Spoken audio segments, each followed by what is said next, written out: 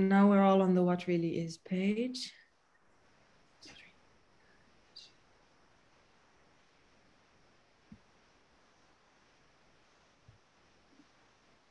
Here we go.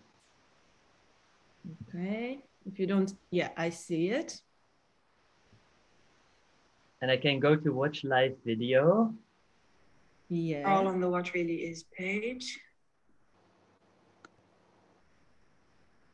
Good. And you know, are there? Hello, everyone. We're just taking a moment to share the live.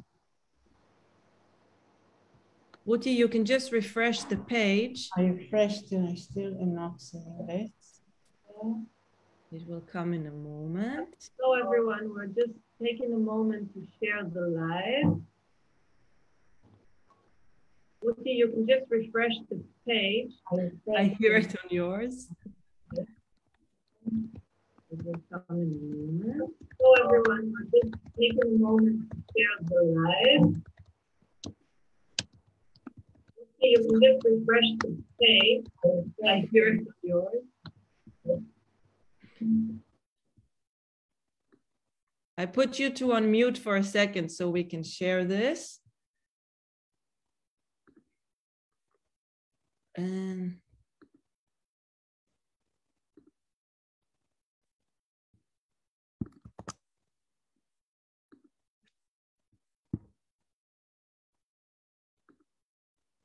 can you unmute yourself? Unmute. Did you share, Ivan? Yes, I did. Ruthi, are you okay? If it's messy, if it's taking too much attention, then leave it. It doesn't appear on my page. I don't know why. Okay.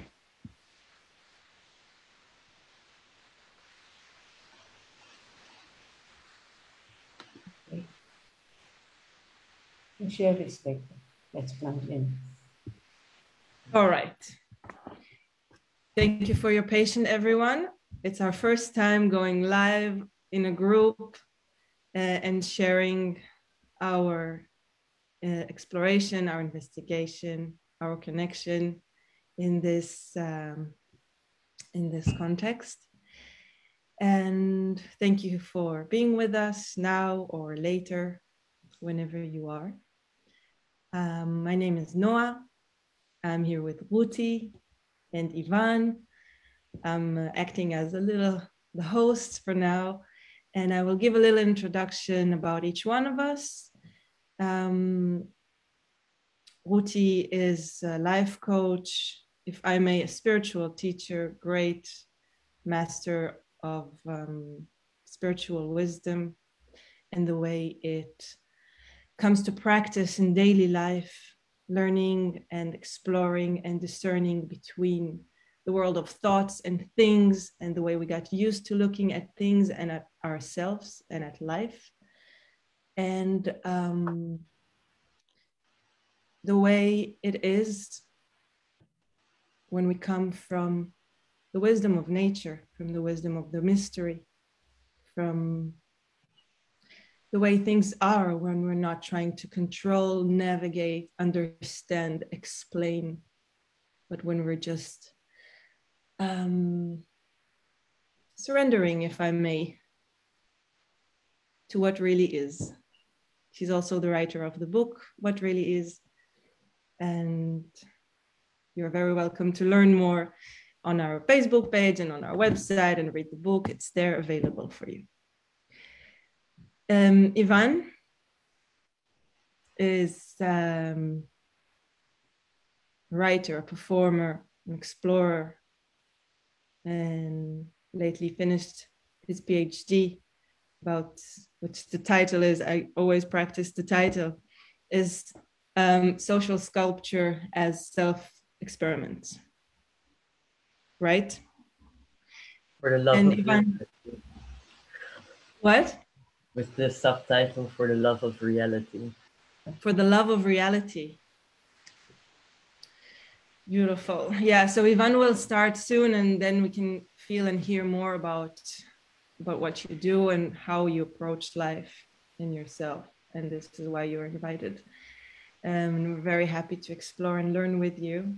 And I'm Noah. I am a creative explorer too. I do theater, I do writing, I do coaching, and I'm all interested in the intuitive realm and how we can live from it and love from it and create from it in everything I do, basically.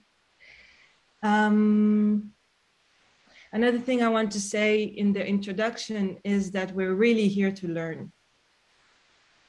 And for that, I give us the freedom to speak and listen from where we're at, because this is the only place where we can come from. And we're touching a gentle subject, which is human in general, but gender in specific.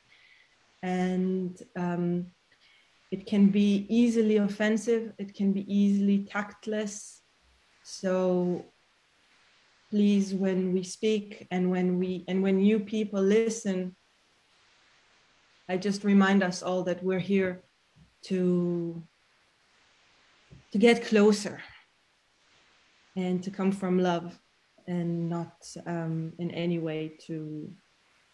So even if something is provocative, it's not coming in the intention to provoke, but to get closer.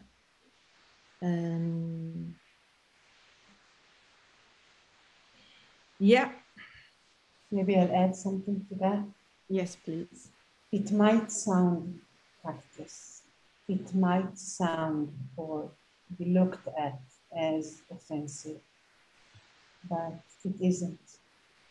And it is important to know the difference between what we feel or grasp with our present understandings and conceptions, ideas, and between what really is, what's really there, which is not grasped by our minds and our thoughts, and our senses even sometimes, but it is there, and it is the thing itself. So to discern between those, it's not to be patient or generous and not jump into conclusion. This is the work. This is what we'll be talking about. The difference between what the mind projects and what it is. So we can use this, and we can use the sensitivity that is usually attached to the subject we're going to speak of in order to be, on the one hand, tender and human beings, allow ourselves to be human beings, but on the other side, take responsibility to discern and not to fall into the automatic translation of the mind, interpretation of the mind. All right. Ruthi, I think you sound a bit far away. Is there a way you can bring your computer closer? Yeah. Oh, that's better. Yeah. Great. I should have said it before. No. Okay. Ivan, is there anything you'd like to say before we plunge in the introduction? I just found your introduction really lovely, because I think there's like two things at work here that in a way connect us and bring us together in this point. The one is our approach to life. Like, I come from this background of social sculpture, which sees life, approaches life as a creative process. And also wondering, like, okay, so what does it actually mean in practice? Like, how can you really see every situation as something that you can creatively shape, like in the best way possible, like in a way that leads to more mutual understanding that comes from love, curiosity, and interest. And we're coming from these different angles on our different paths, specifically now in relation to this question of gender. And I've always felt that the two of you are really genuine in your desire to take what is and try to learn and understand and unpack and see how things could be shaped differently, this is where I feel very connected, and I'm excited to see what comes out of this conversation. All right, good. So I'll just say last thing for people who watch us, you are very, very, very invited to comment. I'm going to check the Facebook once in a while. So please, if you have questions, notes, anything that comes up, this is a joint exploration. This is actually a joint meeting. So everything you will bring is for the greatest good of everyone. Please. Now, later, on YouTube, on Facebook, write us an email, please. That would be great.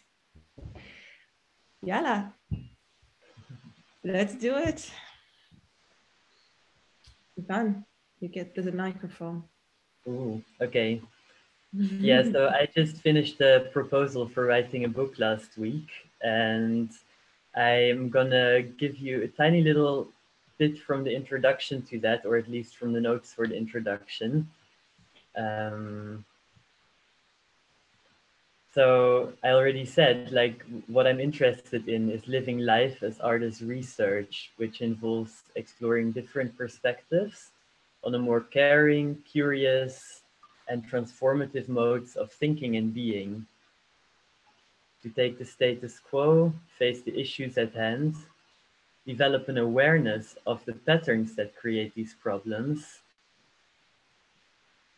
and then to find the possibilities for transformation. Like, I believe that a better world is possible, and I know that this can sound really idealistic, and I'm not like necessarily like optimistic when I say that, but what I am optimistic is about is that I know that people have the capacity to learn. Sometimes there are situations and factors that hinder this learning process that make it more difficult to take on new perspectives and open up to that. These kind of like shifting mindsets, it can be terrifying, and but at the same time it can be so worth it. And I really believe that it's just so much fun to learn, actually, even if it means like exposing yourself to the mess and confronting previous ways of looking at the world and understanding the world with its categories and concepts such as gender. It can be hard to be like, oh, maybe for a long time I've been stuck in these things and I didn't realize that maybe there is even more to all of this than I imagined, that there is more fluidity, more growth possible, more change in myself. Um, Anyway, I think it is possible to create situations where learning becomes more likely to happen and exchange, and I think we really, really need them in the world of today, because I mean, maybe we've always needed it, but we're facing so many complex problems in society, and they're happening on this giant, large global scale, but at the same time, they manifest in how we create conversations with other people, where we meet each other, how we can try to really listen to each other where we're coming from, and seeing the questions and seeing the struggle, and somehow commit to finding a way to make things work together. So anyway, that's kind of the angle where I'm coming from. The book that I'm about to write is called For the Love of Learning, a manifesto on the art of transformation. I'm excited to explore with you. You know that when you speak about transformation, I think this is one of the things that I've learned in life, really exploring this, that usually when we say transformation, we think of making a change that's very creative. Okay, it's very out of the box. But I think that what I have learned is that as far as we go with our thoughts, as far as we dare to challenge what is considered to be reality today, will still be hooked, will still be run by the major basic assumptions that run our minds, that run our perceptions, our ability to understand as we understood what it means to understand. I'm still running on this, it's the same axe, same, and through that. So maybe it's a good place to plunge in and become even more personal, just like sharing our experiences in life. The transformation, true becoming anew, is not done by us. It is this exact place where we stop being us as we understand us to be. And we also stop trying to figure out the world or trying to call it by names or definitions.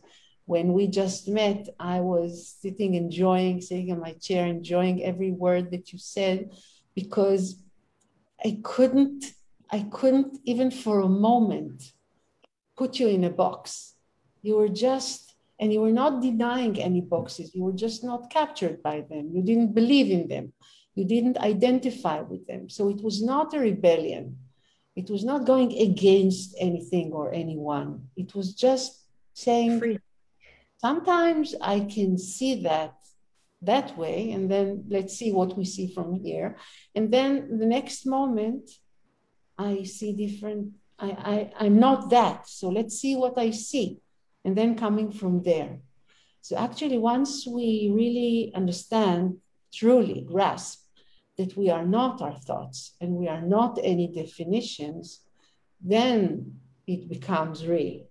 Then that's the real transformation, because it's not from one state to the other. It's or from one identity to another identity. Or even a certain understanding of myself and the world, and then changing it to something broader, richer, more accurate. It's not that. It's this place of no definitions, of nothing in the sense of not a thing. Okay, so maybe you can go from here. Yeah, I think this question of who am I really? Or is there any reason why I would be or I should be a man or a woman or neither? I realized that those questions were actually not very helpful. They're questions that were very present with me because they're questions that are present in society. And I guess I came to a point where I realized there is not such a thing as an essential, there's not something in me that is essentially a man or a woman. This is such a complex thing, when we talk about men and women or about gender, it is very, very difficult to come to a point where we all agree, okay, this is what that means. And both people who take these things more for granted and people who've been embarking on the process of transitioning, it raises so many questions, and you can totally get stuck in almost theoretical loops. And what I realized is what I'm doing is more I'm playing scripts of questions that other people have put in my mind, and I'm playing them all through in order to try and understand where they're coming from. But yeah, I realized I'm getting to a point right now where initially in my transition, I went into a very masculine space, partly because it was about the experience of this polarity and suddenly the sense in myself that I could go there, that before that I hadn't quite realized before, because I was thinking, oh yeah, if you're a trans person, as a child, when you're a girl, you actually wanted to play with cars, and then you were not allowed to, and you're trapped in the wrong body. These kind of narratives that are quite common. For me, the narrative was never quite as clear as that. Like there's a lot of things and indications, and now retrospectively, when I look, I'm like, okay, maybe the thing that is most accurate to say about myself as a younger person is a kind of gender queerness. Queerness has got much more to do with a questioning attitude and not so easily just shaping yourself according to people's expectations. Um, and I love this queer questioning attitude, and in a way it is much more about the movement than about the state where you arrive to, and then you're like, okay, and now this is the label. Yeah, I feel very strongly that there is something in the way we got used to learning and teaching ourselves and asking others to teach us, that we are focused on the content. We are focused on the outside. Like you're telling something and I'm focusing on you and what you're telling and what you're saying. And you're talking about men and women and gender and transformation and identity. I'm all out trying to make sense, build, separate, agree, disagree. I'm all focused on the content, right? But lately, and this is something that we've been doing a lot, Ruthi, I'm learning and I'm practicing that the learning process is happening in me. And what is happening to me, the movement, the energy, the confusion, the comfort, discomfort, relaxation. Like you say, Ruthi, when Ivan was talking first time we met, you said, I was happy. He was talking and I was happy. So the focus can be, and maybe we want to practice on focusing on the inner movement, like you say, Ivan. What is interesting is our inner movement, our inner transformation, if we can call it, when we're learning. And because where we're coming from, this what determines the energy. This is what determines the reality that will happen in our lives. It's not so much in the what we're doing, and it's a lot about how we do it. You know, it's like when you can give donation, you can give it from a certain energy and it will create certain energy, and you can come from a different one. Yeah, you can come from fear or wanting to impress or wanting to save. Yeah, there are many ways to do something. It's how you're doing it that makes the real difference, right? Yeah, actually, I was wondering if you or maybe also Ruthi want to say a little bit about your own journey, because we actually did start having conversations a couple of weeks ago, and you've both been working on this book, which is very much reflecting on the dynamics between men and women. And I know you've been using also like this image of different frequencies. So as far as I can tell, you have been observing something that has been like happening in your world, your reality, and you're trying to make sense of it. But your learning process also brought you to a point where you're interested in like having a conversation with me, and you were saying already about like how you were feeling yourself, you know, with this learning about gender and about things with discomfort and what is going on in you. I would love to hear some of that. Now, would you like to start? No.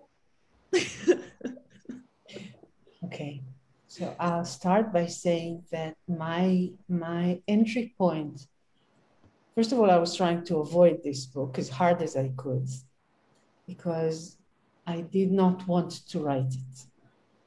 Because we usually treat what we write, you know, we say it's written black on white. Okay, so, but we treat it as if it's either the truth or claim to be the truth, or that it's an argument, a very strong argument with evidence. That's why we write books, we usually think. And by touching this subject of, actually the book is about women and their role to understand and then to act as responsible, beautiful, spiritual partners to the men they're with or the men in their lives. The touching that in a book means that I would fall into categories, that I would find myself speaking with terms that are actually making this story of gender or of definitions stronger. And I didn't want to do that. But for me, writing the book of What Really Is and then coming to write this book was actually a very spiritual process, because what it meant was that I needed to say to myself, first of all, and very, on the one hand, tenderly, and on the other hand, very decisively, and I hope with humility, that at a certain point in time, or I might even say at a certain point in eternity, I stand there on my own 2 feet and I speak. And when I speak, and when I commit, and when I love, and when I say yes, and when I go through difficult things in my life, I am that person who is going through that. And there are things that I felt that needed to be said. Having said that, during every moment of writing this book, I and Noah and I were reflecting on making sure that we are writing not from the place of definitions. Okay, I'm not speaking about how people will hear that, but of where I was writing from. Okay, for example, for me to say men are like that is agony, because for me, men are eternal beings of light as everything else. And that is very true, okay? That is true for everything. And that's where I come from. That's where I live my life out of. That's how I love. That's how I coach. That's how I'm a parent and a grandmother. That is the way that I am. This is the way I see everything. But that was supposed to be not contrary to the fact that I would say whatever I see. You had to make decisions at a certain point, okay? It didn't make you something that you weren't, but you did have to do something, or you did have to say yes to something, or you did have to stop resisting something. That is this tension, which is a really good tension between, on the one hand, saying what we have to say at a certain point, or making a decision, and on the other hand, knowing that that decision was made in many aspects out of ignorance, out of the fact that at a certain time, I was seeing the world that way, and from that, I saw that. And as I write the book, I pray that I wouldn't have to publish it because the world will know already. And if I need to publish it, then I will not forget, and that it's written well enough to take people into that journey of definition-less, of not thinking that we got this, just saying that we're in a journey, and at a certain point in the journey, that's what we saw. And we can take responsibility for what we saw, because it's important. It would make a difference in our lives, but that's not the truth. This is not how we're supposed to be. This is not who we are. Okay, it's just like pictures from Journey. It's the best that I can say. And I think in any aspect of life, and I would amplify also academy, the furthest that a person can go is saying this. And I think more and more people are awakening to this, that every basic assumption, every field, every determination, every definition is what I see now, and I need to take responsibility for the way I look, from where I see things, because that's more important. I think now that's what you said when you said the movement.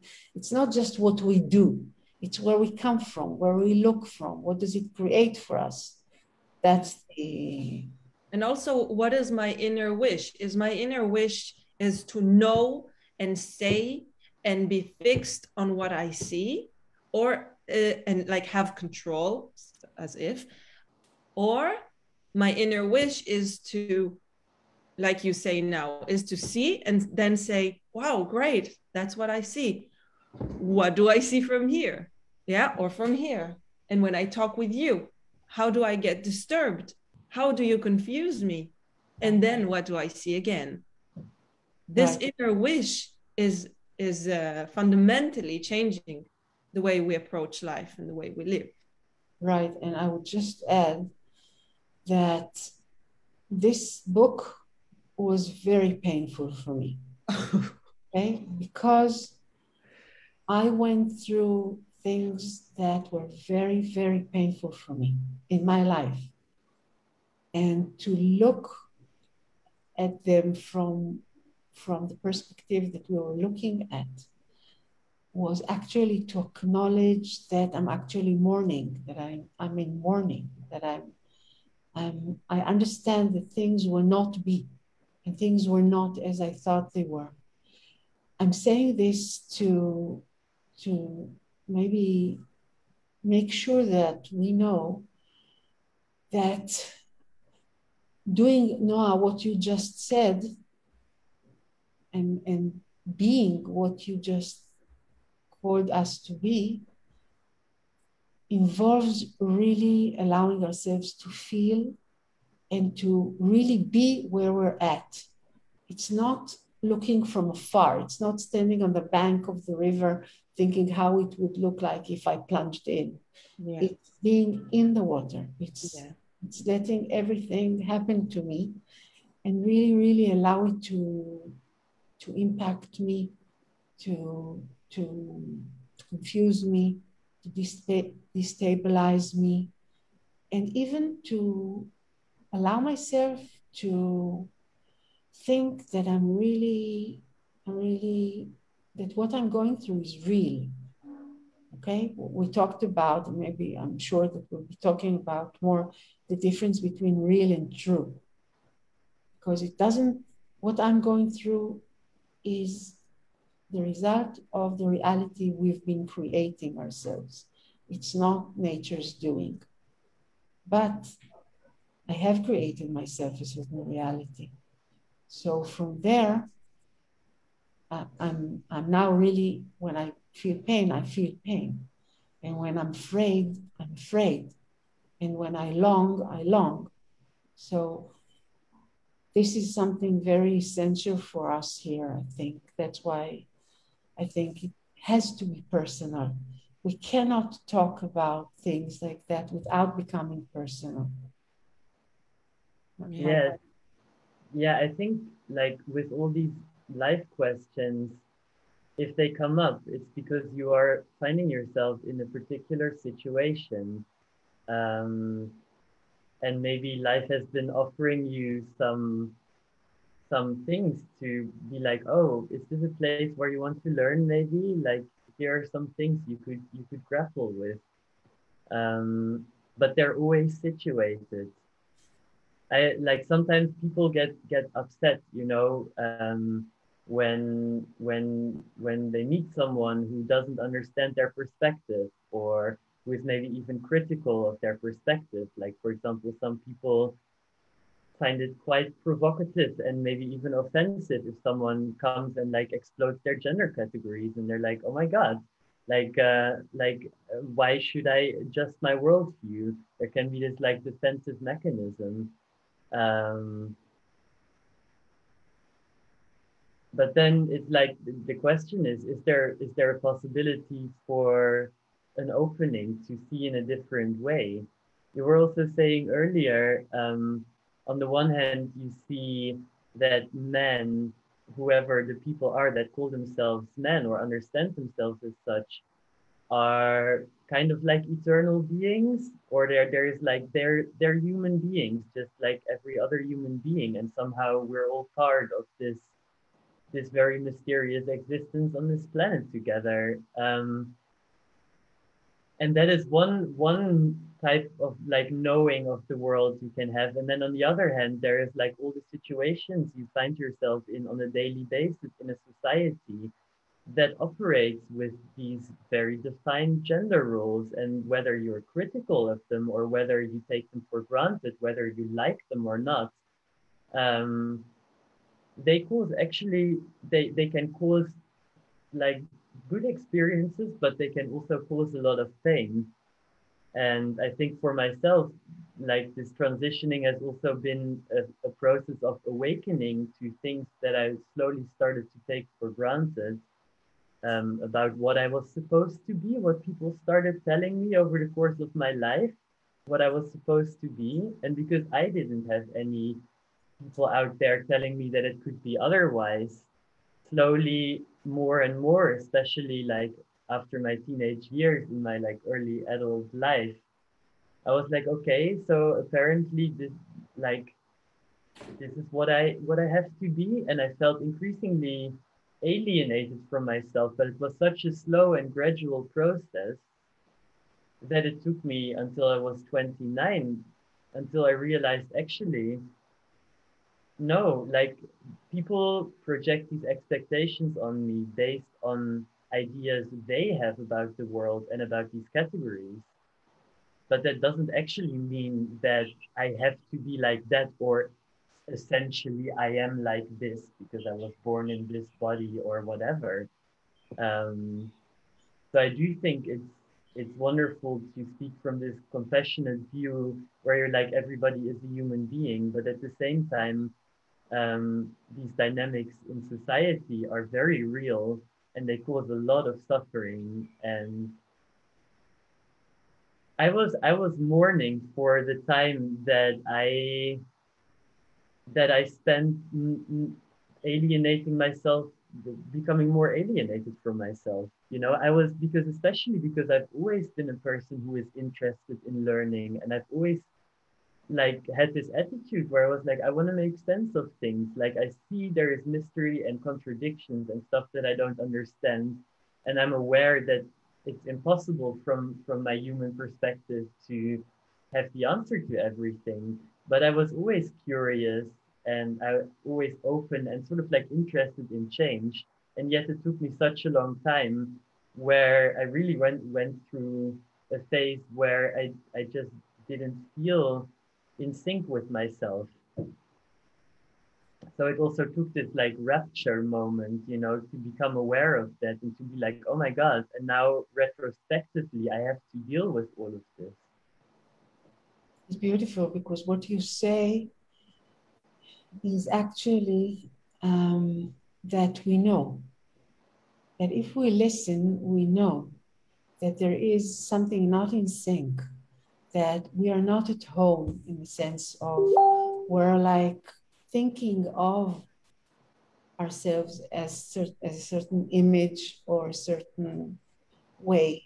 But in ourselves, we know when it becomes a thing and it blocks our true nature from just being there. And our true nature is not one way or the other. It's just that if we decide or we mistakenly think that we are something, then actually we're not anymore. We're not there. We're blocking. So if we listen to when we're not at sync, and instead of thinking that we are out of track, off track, and that we need to go back to the right path, then with no effort, we'll be creating an infinite number of possibilities, or even more accurately saying, we'll be living our lives not as a thing, not as a shape, not as a something, but just as vibrant love. And every shape will take, every form will adopt for a while, will be actually exploring. This will be the real learning. But the true learning is learning that every shape I take is temporary, because it is not who I really am. It is a possibility, it's a tendency for me to be, but it is not what we really are, right? Am I saying it correctly as you experience it? Yeah, to some extent, yes. Like I I I do want to emphasize that it's a pretty tough journey though. It's like on the one hand, there is this strength that comes from feeling like I don't know where I'm going to be and I have to let go of a certain certainty, even if the certainty was a wrong certainty. But it's still like I move through a world that is gendered. And so I can feel myself in my own room in a certain way, but then like I once read this quote and I forgot who it is by, but there's like, okay, so you can get to this point where you feel free with yourself or free to be who you are in your own room, but then the challenge is to also feel free in the rooms of others. And I just have to like walk out of my door, and I'm very aware of like, because gender is specifically not, and I want to say, not everything I do is connected to gender. Not everything I am is connected to gender. There are so many interests I have and struggles and desires that are not tied to that. But gender is one of these things that people have like somehow on the forefront when they see a person. And I've been noticing this a lot as I've been shifting my appearance and like as my performance has also um, made people think of me in different ways or see me in different ways. It's very determining. And there are days when I feel very sensitive to how people perceive me and how people treat me, which is also actually linked, especially to my experiences of living this time in this performance of a woman, um, because women have a hard time in this society. It's really um, it sucks to be a woman in many ways. And I think I've been having a process of like also like coming to terms with that. I was never very much into feminism because I was like, oh, you know, I grew up in the Netherlands and Germany, and then throughout the 90s, there was very much this discourse of like girl power and like, you know, girls actually do better at school now, and like they go and take over in the sciences. Like there's like girls everywhere doing all these things, and they do them even better than the boys, blah, blah, blah.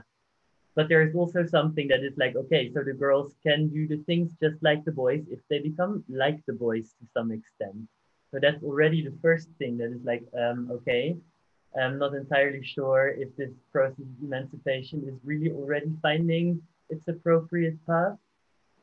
Um, and then there is like all these small little ways where I mean, I live in Berlin. I'm out in the streets. Sometimes I look more like a woman. Sometimes I look more like a man. Sometimes I just look confusing, and like little children will pass by and like whisper to each other, like, "Is that a girl or a boy? Is that a woman or a man?"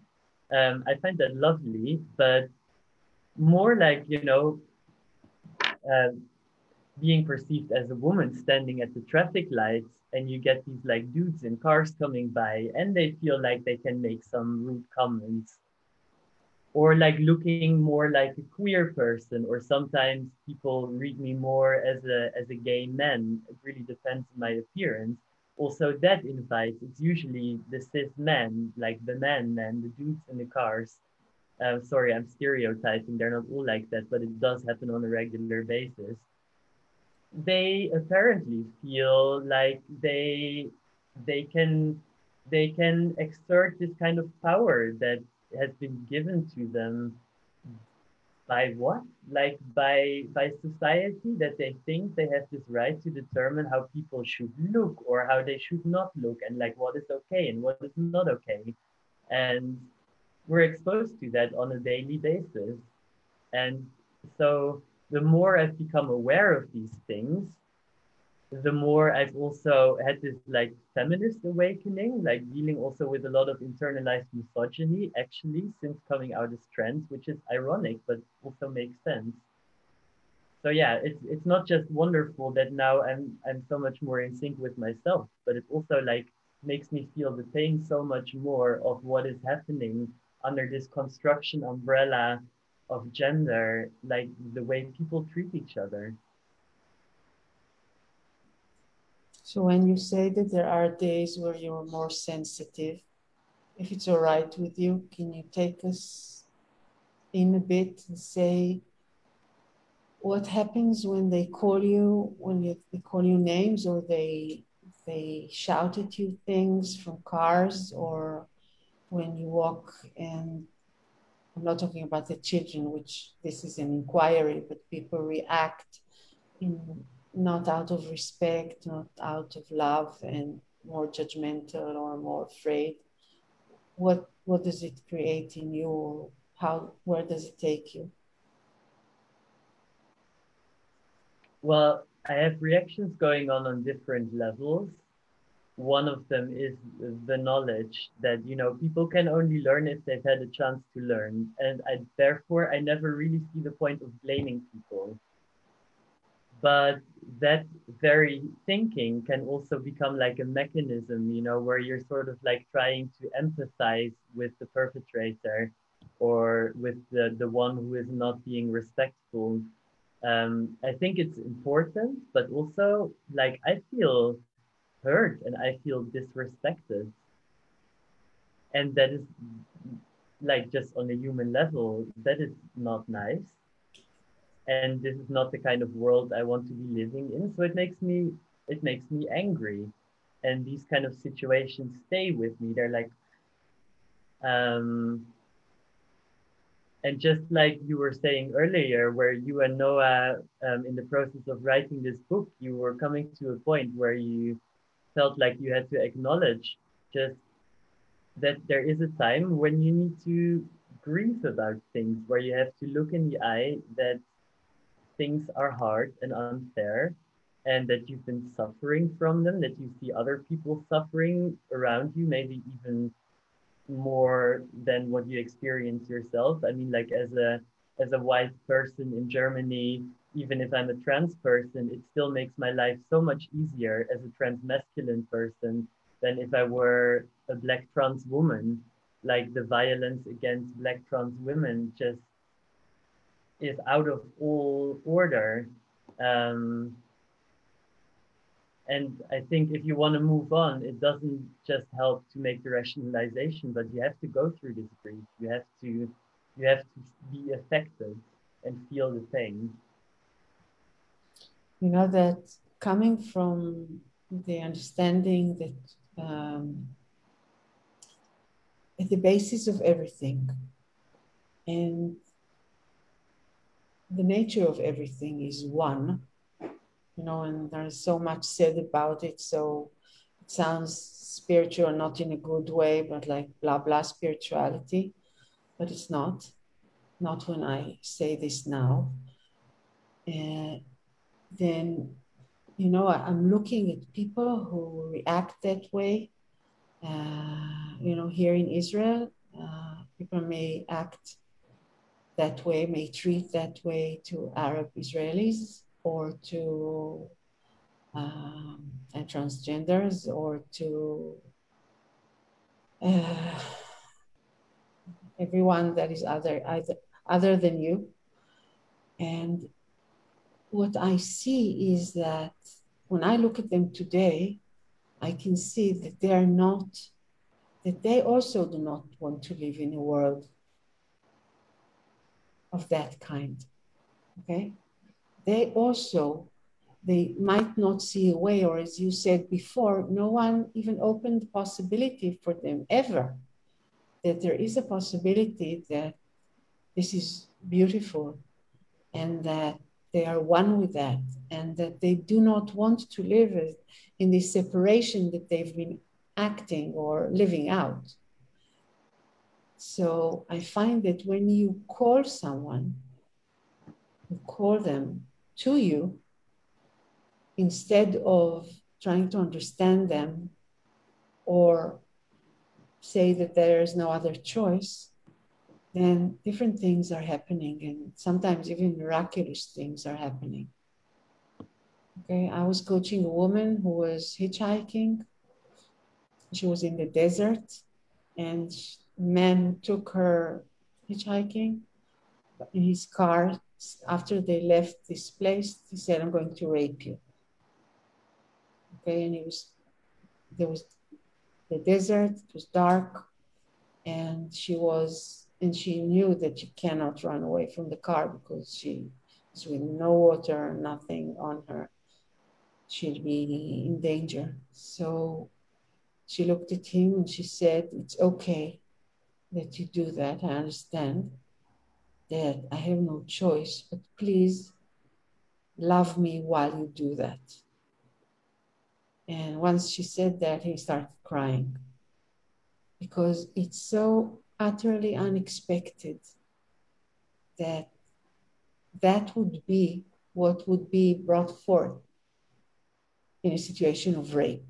You would think of 1,000 other things that she would think and do, but not this. But once she was saying this out of authenticity, then she knew, she had to know before saying this, that she is not a thing, that she is not something to use or to do with, and that he can know this too. And those are two realizations that are really the fruit of this transformation, or this revelation that we're speaking of. But once we have those, our whole relationship with the world is different than when we think of us as something separated, loving, wanted to be close, committed to respect. But if we think that we're different, that we're separated, different in the sense of separated, then the thing that would break this unity is about to come in a very short time. Do you agree? Do you see the same thing? No? Very Yeah, much. I do feel like these moves are possible. Yeah. Um, I've definitely had situations myself where of different kinds where I felt hurt or I felt angry by a person, and I was like, okay, so sometimes people in these situations will do everything to return that hurt that they felt themselves. But I can maybe find it in myself to turn it around. And someone was saying I had a conversation with someone yesterday about this, and they were saying, like, like, if your heart is hard, when you fall, it can shatter. But if you keep your heart open and soft, it can bounce back. And this is, yeah, I've definitely experienced this. And actually, like, instead of then feeling more hurt or feeling like I'm making a concession to the person who's been hurting me, I feel more empowered and my anger goes away to some extent. And somehow a whole new spectrum of possibilities open up of like how we can relate to each other. It's like when you change the script. when you just like go onto a completely different like level. You're not continuing the conversation in the level that it was before or the interaction, but you're like, okay, I'm out of this, I'm going somewhere else, and now we're taking it from there. And it's like, I love that possibility. I can't say that I can always do it, but I know that I can do it. I know it's possible. You know, that's why while we were writing the book, especially the part about men, or actually what we call the AM, which is the frequency that looks at the world only from the mind. And it doesn't mean that they don't feel, but that they grasp the world only through their mind and through what their senses are able to testify for, yeah, to be able to grasp, and that nothing else exists. That makes them, whoever is like this, is very fragile and very vulnerable, because the only thing that I need to do is to either challenge or destroy the thing that he believes that he is. Okay, he has nowhere to go. This is never true, of course, but if he sees himself, or if she sees herself as such, then I just need to threaten enough and have enough cruelty or power to make them believe that I have ended them. Okay, again, no such thing, never can be, but this is how they grasp things. And we put a lot of effort into laying it out and describing the exact way in which a person who believes to be himself or herself to be AM grasp the world, act, and then live out of the reality that they have been creating themselves, and convincing others to treat them as such. Okay, so it's a whole environment that they've been creating. And I needed to write a whole part of the book all over again, because I could not remind them while I was writing the way that they think. I couldn't stop seeing that they are not what I'm writing, that they are not what they think they are. And I was describing it very accurately, and yet as accurately as I was writing or describing, the more evident it was that it's such nonsense, that it cannot be that this is what a person is. Okay, but I needed to have patience with myself, and I needed not to be tempted, because the realization of how great an impact there is for believing that you are an AM needed to be, described and established, exactly.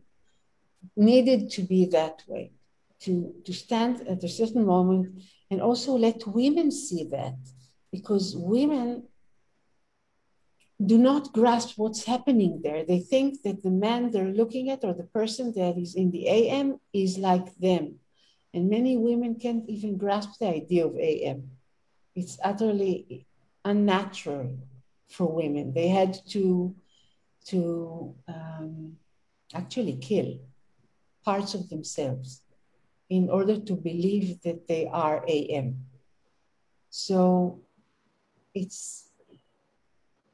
cannot be done as a strategy. It needs to be done as a realization, or as an awakening. I need to know that I'm not that, and then nothing can do that to me. And if not, something does that to me, and I do feel trapped, or I do feel demolished, then actually that's a good opportunity to look that I'm still holding on to those basic assumptions that are not true, that are very, very real, in the sense that you can sense them, you can taste them, you can smell them, but they're not true. Yeah, and that doesn't only apply to gender, right? I mean, I think everyone walks around with these little voices in their head from that they've heard all their lives with expectations, maybe parents' expectations or parents that have Exactly. given you an idea, you know, you're supposed to be like this or like that. Right. It doesn't have to do anything with gender, but to start recognizing these things and somehow overcoming them and realizing that what people have made you think is not necessarily who you are and that there is a space where you can become different. Exactly. When you were speaking before, I thought of myself as a parent. I remember the first time I went abroad, and my children were not so small, and I went abroad after having them, first two, and there was a day when I didn't even think of them. And I remember I was in love then. I was sitting, having a beautiful dinner in a great place. And suddenly I remembered that I didn't remember that I had children for the whole day. And I remember the fear and blame that were engulfing me. It was like I didn't enjoy the dinner. I couldn't see who was sitting in front of me. I was just saying to myself, you are such a bad mother. How can you not think? Because I was thinking of myself as I would go to beautiful places and I would think if Ronnie was here with me, if Jonathan would see that, if nothing. I did not remember them. And I remember that I had to go through a pretty tough, rough night and wake up in the morning with a smile and say, I hope I have more beautiful days like yesterday. And that doesn't mean anything about my love to them, but it's like it's like a corridor that you need to walk until you get to the door on the other end of it. It's not something that we can grasp by our minds and then think we have it all under control. Good. You stop here? I think so. I think it's a beautiful ending. Leaves us with no conclusions, but a lot of open edges, a lot of open threads to now each one would be lovely to pull and see where it takes us. And I'm looking forward to our next, we're going to have at least 3 next sessions. And Good. Yeah. Thank you very much, Ivan. Thank you to both of you. I love how this is a conversation that is like, it has a heading about exploring the mystery of gender, but at the same time, gender is a case study that we've each been doing in our own ways for our own reasons.